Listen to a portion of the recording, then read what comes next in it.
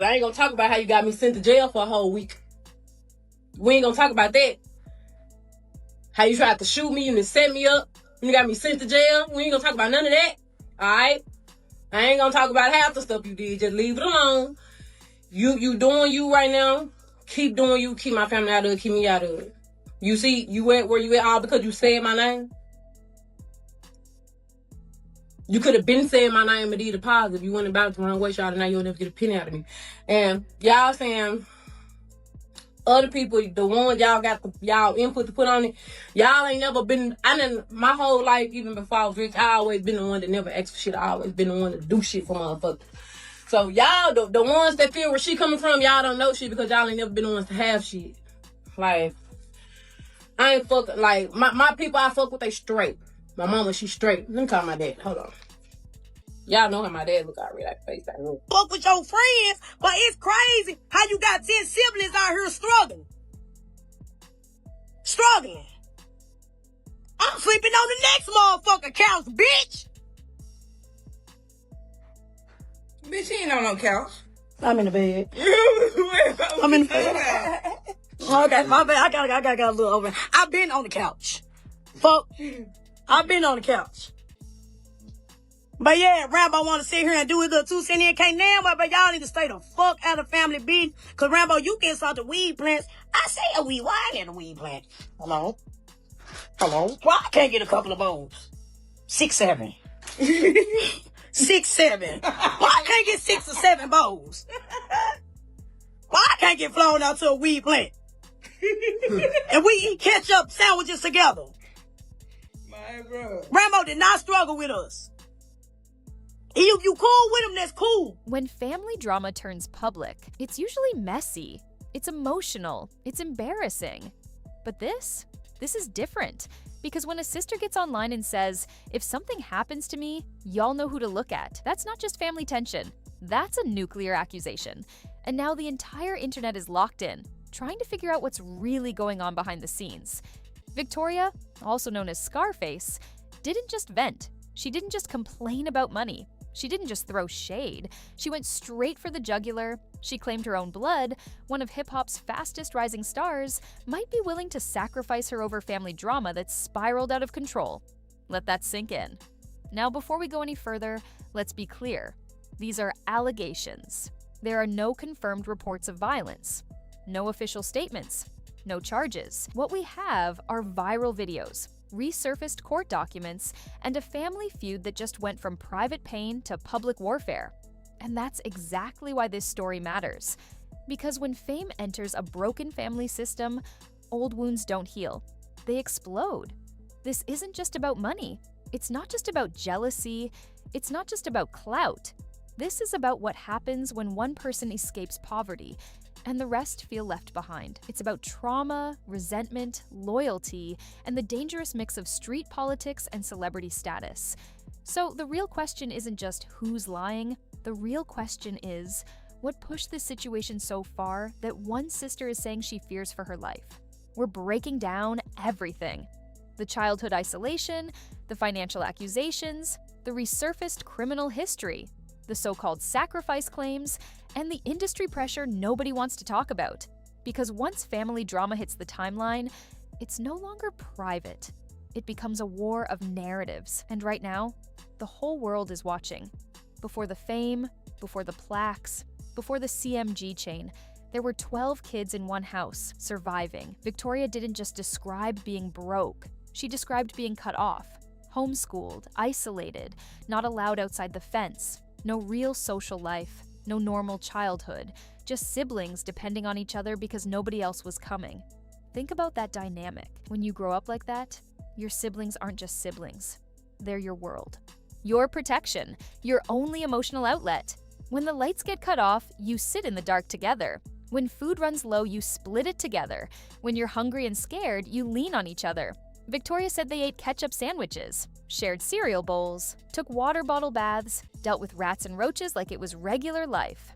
That kind of environment doesn't just build struggle, it builds trauma bonds. And trauma bonds don't break quietly. Now, here's where it gets uncomfortable. Victoria claims there was favoritism, that not every child was treated the same, that some relationships with parents were stronger than others, and when favoritism exists in poverty, that resentment doesn't fade. It simmers.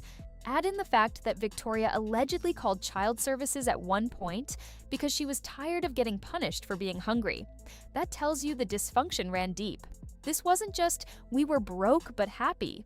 This was survival mode. So when one sibling escapes that environment and makes millions, the expectation isn't optional help. It's loyalty. It's redemption. It's we all made it. And if that doesn't happen, it doesn't feel like business. It feels like betrayal. That's the emotional foundation underneath everything you're seeing online right now. And without understanding that childhood pressure cooker, none of the current accusations make sense. But the real explosion didn't happen back then. It happened the moment fame entered the house. The moment everything changed wasn't the interviews, it wasn't the cosigns, it was the record. When FNF blew up in 2022, everything shifted over. 1 minute she's clocking into fast food shifts, the next minute she's on a yacht getting signed to CMG. From Memphis apartments to major label money in a matter of weeks. That kind of jump doesn't just upgrade your lifestyle, it rewires your entire world. And that's where the tension allegedly began. Victoria says while one sister was leveling up, new teeth, new body, designer everything, Bentleys, Jaguars, the rest of the family was still surviving paycheck to paycheck, their mother reportedly still working, siblings still struggling, their father allegedly borrowing money just to get by. Now here's the part that made the internet lean forward. Victoria didn't ask for millions. She didn't demand a house. She said $2,500 each would have changed everything. That's it. To someone with a record deal and touring money, that's barely a weekend expense. So when that amount becomes a public issue, it's not really about the number. It's about what the number represents. Acknowledgement, validation, proof you didn't forget where you came from. Victoria even claimed their mother was blocked, that she had to personally cover rent while watching luxury cars get gifted to friends. And that's when perception shifted from sibling jealousy to something heavier. Because now it wasn't just about being left out, it was about being replaced. Friends getting escalades, family allegedly getting silence.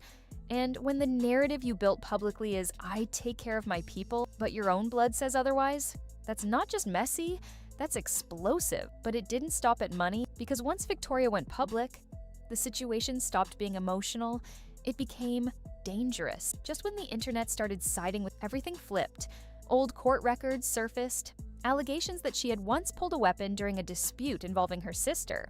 Suddenly, the abandoned sibling storyline wasn't so simple anymore. Now people were asking a different question. Is this about money?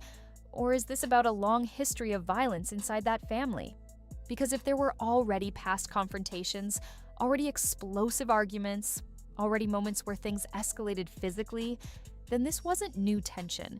This was old trauma resurfacing with fame, and money poured on top. And timing matters. The records didn't trend years ago. They trended after Victoria went viral, which created two camps overnight. One side said, see, she's unstable. The other side said, this is damage control. And that's where it got murky. Because now we're not just talking about a sister asking for help. We're talking about a documented history of serious conflict. And when you combine childhood isolation, favoritism, and past violence, that's not a disagreement. That's a pressure cooker. Here's the uncomfortable truth nobody wants to say out loud. Families with deep trauma don't argue like normal families, they explode. And if there were already weapons involved before the fame, what does that mean now that millions and industry power are in play? The resurfaced history didn't clear anything up. It made everything darker. Because now both narratives can exist at the same time. Victoria can feel abandoned, and there can also be a volatile history between them. But the story didn't stop at old records. It escalated when Victoria said something that took this from messy to terrifying. This is where the temperature changed, because family drama is one thing. Money arguments, common. Old court records, messy but survivable. But when Victoria looked into the camera and said, if something happens to me, y'all know who to look at, that wasn't gossip anymore. That was fear. She didn't laugh when she said it. She didn't sound sarcastic. She sounded shaken. And whether you believe her or not, the seriousness of that statement is what turned this from internet drama into something people started taking very seriously. She claimed she felt unsafe. She implied that speaking out publicly made her a liability. And here's why that hit different. Because this isn't just a regular sibling. This is someone connected to a major label machine, to management, to investors, to industry relationships that generate millions. When you attach that kind of power to unresolved family trauma, the stakes feel higher, even if nothing criminal has actually happened. Now let's pause and stay grounded. There is zero proof of any plot. No charges, no confirmed threats, no evidence of violence being ordered. But perception matters. And in hip-hop culture, rumors move faster than facts. Once the word sacrifice got introduced, conspiracy circles exploded. People started connecting dots that may not even exist. Industry whispers, old rap myths, stories about fame requiring dark trade-offs. It spiraled fast. But here's the psychological layer most people are missing. When someone grows up in chaos, feels abandoned, and believes they've been silenced, paranoia can blend with trauma. Fear can feel real even without proof. And unresolved family wounds can turn into worst-case thinking. So now we're left with two possibilities. Either Victoria genuinely believes she's in danger, or she feels so emotionally betrayed that this is how she's expressing. Either the damage is done. Because once you publicly accuse your sister of being capable of something that extreme, there is no going back to normal. Once an artist signs to a major machine, they stop being just a person. They become an investment. When a breakout star signs to a label like CMG, there are contracts, advances, tour budgets, marketing campaigns, brand deals, streaming targets. We're not talking about thousands of dollars. We're talking millions on the line. And when millions are involved, reputation becomes currency. So when family drama goes viral and starts trending, it's not just embarrassing, it's a potential financial threat. Sponsors watch, labels watch, investors watch. Because controversy does headlines, it affects leverage. Now, let's be clear. There is zero evidence of any label involvement in threats or wrongdoing. None. But here's what is real. When someone is the face of a business, everything around them gets managed. Public image, narrative, damage control, crisis response. That's standard industry protocol. So when Victoria went public, this wasn't just a sibling disagreement anymore, it was a PR problem. And that's where tension intensifies. Because if one sister feels ignored, and the other feels like her entire career is under attack, both sides start digging in. And when people feel cornered, especially people who grew up in survival, they don't always react calmly. This is what makes the situation volatile. Not secret societies, not conspiracy theories, but pressure. Pressure from fame, pressure from money, pressure from public perception. And when you mix childhood trauma with adult industry power, it creates a dynamic where every move feels bigger than it actually is. The scary part, sometimes the fear isn't about what's happening. It's about what people believe could happen. And once fear enters the chat, logic starts leaving. Strip away the money, strip away the label, strip away the internet noise. What you're left with is this: two sisters who survived the same storm and came out on opposite sides of it. And that's where this gets psychological. When you grow up in extreme poverty, your identity gets built around survival. You remember who shared food with you, who cried with you, who protected you. That bond feels permanent.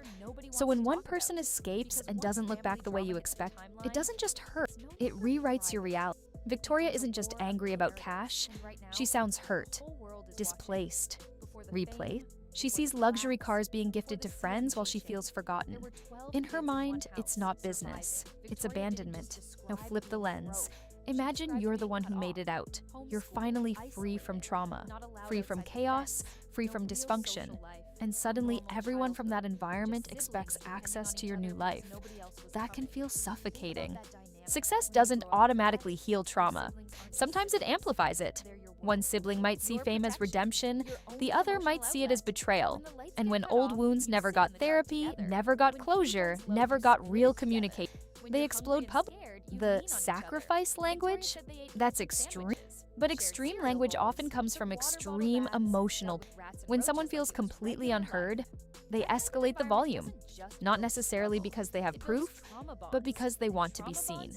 This doesn't excuse anything. It doesn't confirm anything. It just explains how two people from the same childhood can now see each other as threats instead of allies. And once trust is broken at that level, reconciliation isn't just difficult, it feels impossible. Here's the uncomfortable truth. This situation might have stayed private if the internet didn't pour gasoline. The moment Victoria went live, clips started circulating. Then reaction channels picked it up. Then blogs grabbed quotes. Then people started choosing sides. Within hours, this wasn't family drama anymore. It was content. And once a story becomes content, it stops being emotional and starts being strategic. Every statement becomes analyzed. Every facial expression becomes decoded. Every old record becomes weaponized. Supporters of GloRilla began digging for dirt on Victoria. Supporters of Victoria started screenshotting interviews where GloRilla talked about retiring her parents. Both sides began building cases like it was a courtroom. But social media doesn't care about nuance. It rewards outrage.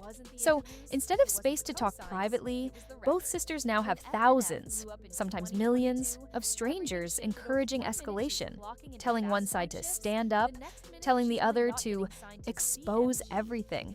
That pressure amplifies emotions that were already fragile. And here's what's dangerous about that. When people feel publicly humiliated, they don't just want resolution, they want vindication. And vindication online usually means going harder, saying more, exposing deeper secrets. Now imagine being in a family where trauma already exists. Now add millions of viewers dissecting your pain in real time. That doesn't calm situations down. It destabilizes them. Because now neither sister is just defending herself privately. They're defending their IP.